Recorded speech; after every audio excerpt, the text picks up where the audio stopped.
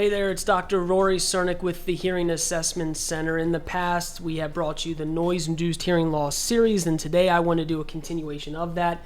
We introduced the term tinnitus. Tinnitus, tinnitus, however you say it, it's equally bad. But we know millions of Americans suffer from this on a day-to-day basis. And with me, we have our tinnitus specialist, Dr. Donald Guillen. Welcome. Hey guys, good to see you. So on its most basic level, what is it? What's tinnitus? Well, tinnitus is just noise that you can't get rid of in your ears, and it can be a combination of, or just one of each, of ringing, chirping, buzzing, hissing, you name it.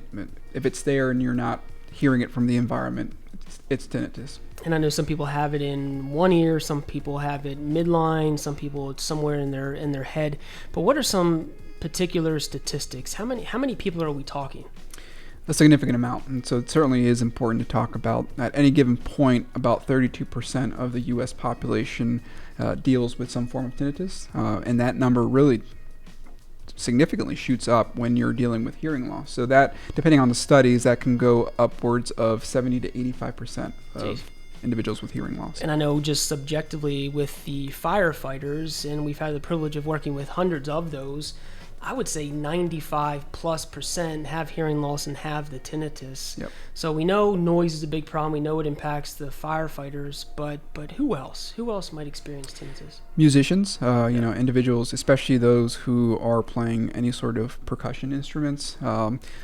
Percussion really, not to get into the nitty-gritty, is very close to impulse type of noise. Yeah. And if you're doing that day in and day out, those who listen to music in their ears at very loud levels, teenagers looking at you, a lot of those individuals that are listening to excessively loud noises in their ears, music, media.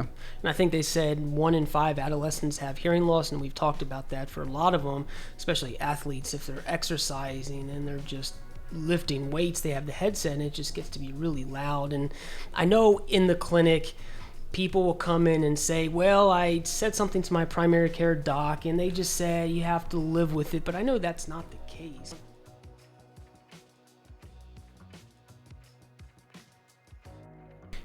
And Dr. Cernik, you're always right about this not always being the case.